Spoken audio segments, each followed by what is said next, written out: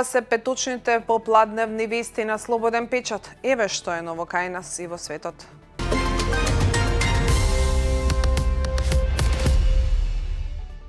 Еден градежен работник загина, а тројца се тешко повредени откако биле затрупани од насип со земја на градилиште во општина Кисела Вода, информираат за Слободен печат од Министерството за внатрешни работи. Тројца работници се извадени и пренесени со возило на итна медицинска помош во комплексот клиники Мајка Тереза, додека еден работник е пронајден починат, а смрт констатирал лекар од итната медицинска помош. Се преземаат мерки за расчистување на случајот, соопштија од МВР. Според јавно достапните информации, поранешниот градоначалник на општина Аеродром Ивица Коневски е инвеститор на зградата каде се случила несреќата.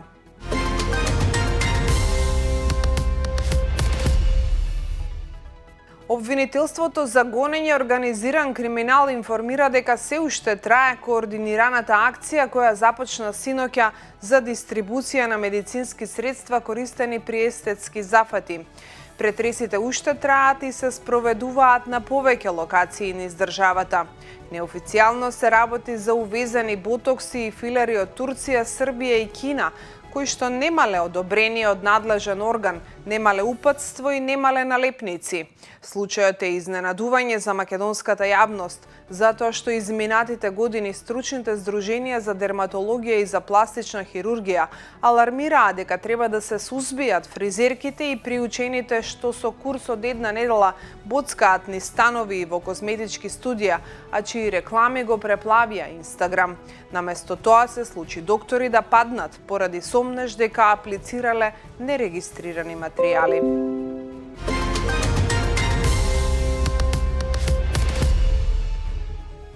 Судски службеници, едниот судски полицаец од Скопскиот кривичен суд, другиот доставувач, завршија во притвор за земање мито за посредување пред апелациониот суд и пред Врховниот суд, соопшти кривичниот суд.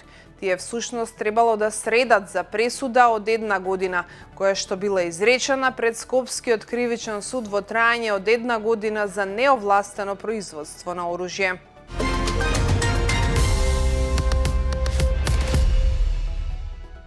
Предложените измени на Законот за минерални суровини и Законот за концесии и јавно-приватно партнерство потикнаа јавни реакции, особено меѓу еколошките организации, кои сметаат дека ваквите решенија отвораат сериозни ризици за животната средина, јавното здравје и ресурсите на Македонија. Од Спас за Гевгелија посочуваат дека предложените законски решенија се стигнати во собранието по скратена постапка, а се покренати од 5 пратеници. Иницијативата ова го карактеризира како скандалозно и неприфатливо однесување и како што велат представува демонстрација на злоупотреба на власта во државата.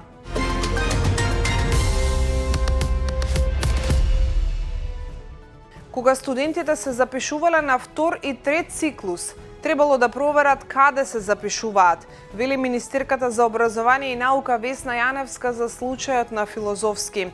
Дали била виновна администрацијата или раководството, дали некои студенти учествувале во ваквите дејства, ќе утврдат соодветните органи, изјави денеска министерката коментирајќи ги случувањата на Филозофскиот факултет на УКИМ, каде што од 2019 година наводно противзаконски се запишувале студенти на едногодишни магистерски и докторски студии, иако дипломските им биле 3-годишни стручни, а не академски. Се работи за 7 запишани на магистерски и 4 на докторски студии и нивните уписи по решение на Државниот просветен инспекторат се поништени и им е прекинато студирањето.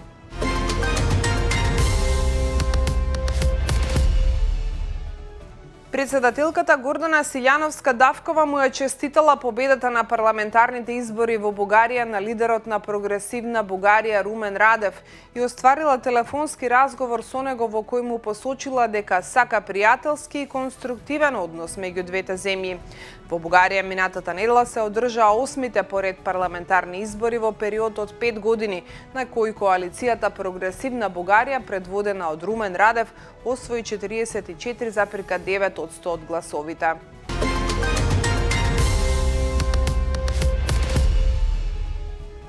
Пентагон размислува да преземе казнени мерки против сојузници во НАТО, вклучително и суспензија на Шпанија од Алијансата, но и да го преиспита ставот кон британските Фолкландски острови, поради незадоволство од нивните улоги во војната со Иран, објави Reuters. Како што наведува медиумот кој се повикува на интерен имејл на Пентагон, што го видел американски функционер, американските власти сметаат дека дел од сојузниците не обезбедиле доволна поддршка во Сојузот за случувањата на Блискиот Исток.